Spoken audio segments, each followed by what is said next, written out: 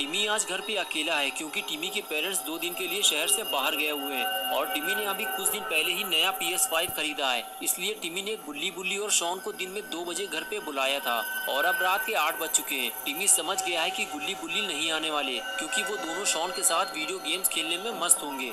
इसलिए टिमी टीवी देखकर अपना टाइम पास करने लगता है। टिमी के पास एक डॉगी भी है जो कि इस वक्त सो रहा है, वरना वो टिमी के साथ खेलता रहता है। टिमी गुल्ली गुल्ली की वीडियोस देख ही रहा था कि तभी गुल्ली ने टिमी को फोन किया और कहने लगा, टिमी हम रास्ते में हैं। शॉन घर पे नहीं था इसलिए देर हो गई, लेकिन टिमी को लगा कि गुल्ली उसके साथ मजाक कर रहा है, इसलिए टिमी ने कहा, मुझे पता है तुम लोग नहीं आ रहे हो, मुझसे झूठ मत बोलो गुल्ली।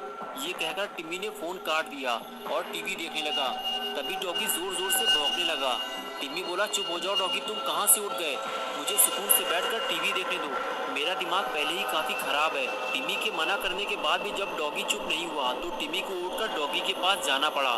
टिमी बोला, डॉगी तुम मुझे क्यों परेशान कर रहे हो, मैं ही तुम्हें इस घर में लेकर आया था और अगर इसी तरह तुम मुझे परेशान करोगे तो मेरी और तुम्हारी दोस्ती खत्म हो जाएगी। कुछ समझ में आया तुम्हारे?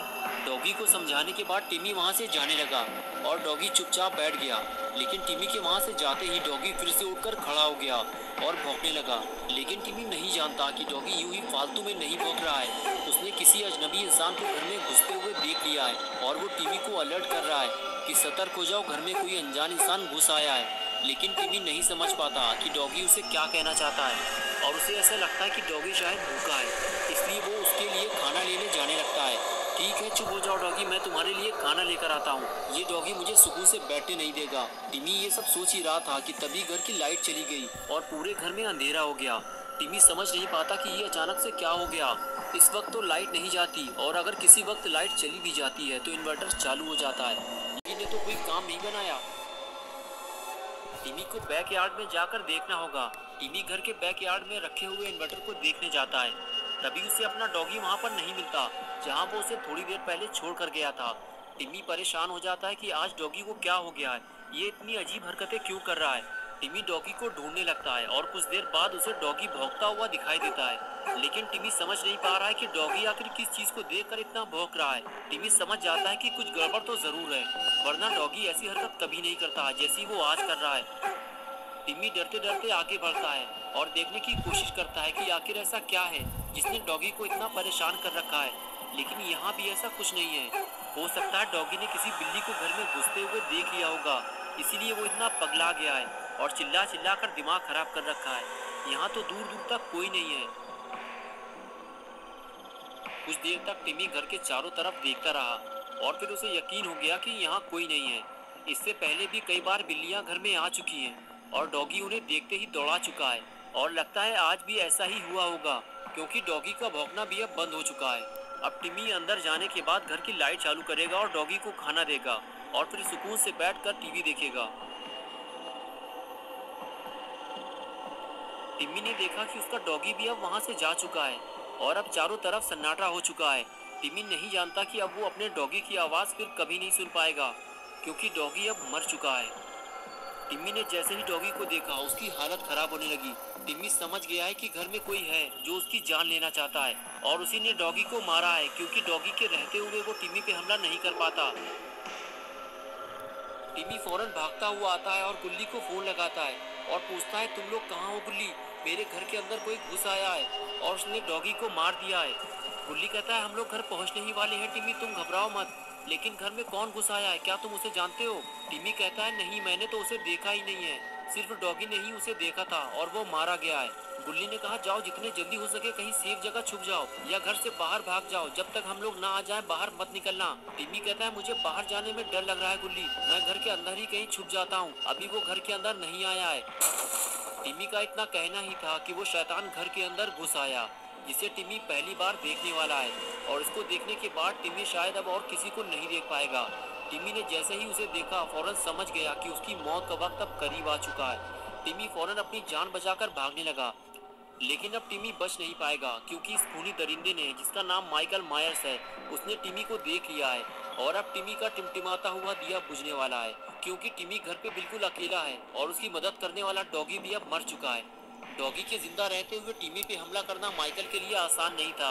इसीलिए उसने पहले डॉगी को मारा और अब टिमी का टमाटर कटने वाला है। टिमी डर के मारे बैकयार्ड में छुपा हुआ है। उसे ऊपर वाले फ्लोर पे जाना है, लेकिन अंदर माइकल घुसा हुआ है, इसलिए वो अंदर नहीं जा सकता। लेकिन जैसे ही माइकल बाहर आता है, टिमी फौरन छुपता हुआ अंदर की तरफ भागता है। लेकिन कोई फायदा नहीं हुआ, क्योंकि एक बार फिर माइकल ने टिमी को भागते हुए देख लिया है।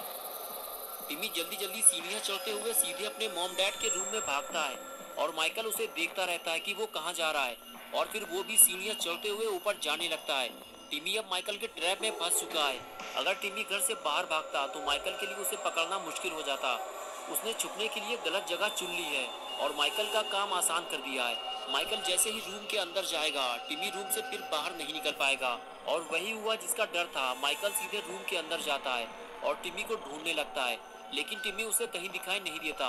माइकल जानता है कि अब टिमी भागकर कहीं और नहीं जा सकता, और उसे ये भी पता है कि टिमी बेड के पीछे छुपा होगा या फिर बेड के नीचे, क्योंकि यहाँ कोई और ऐसी जगह नहीं है जहाँ टिमी अपने आप को छुपा सके।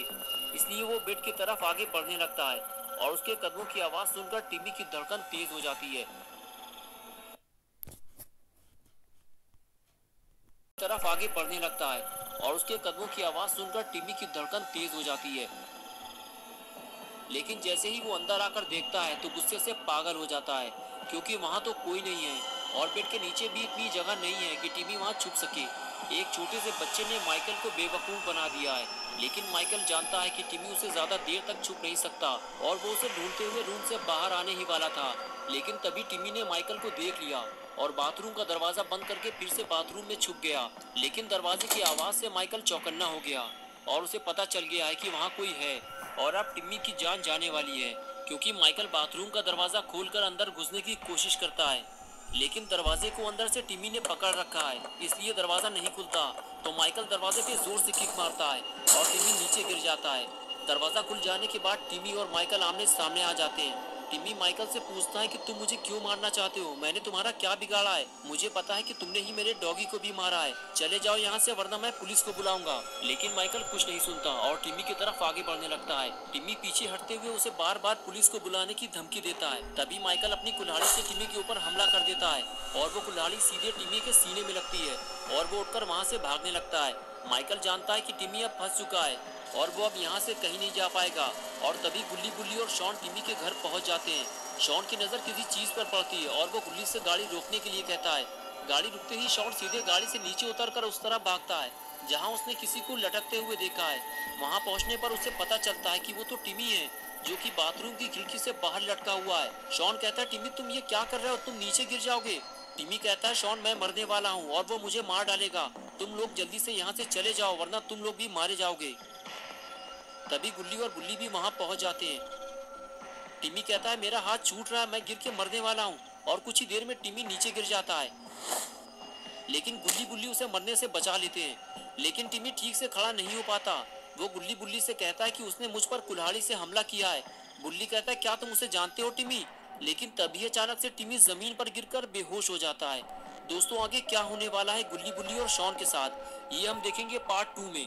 तो दोस्तों अगर आप पार्ट 2 देखना चाहते हैं तो इस वीडियो को लाइक करें, चैनल को सब्सक्राइब करना और बेल आइकन प्रेस करके ऑल नोटिफिकेशन को ऑन करना ना भूलें।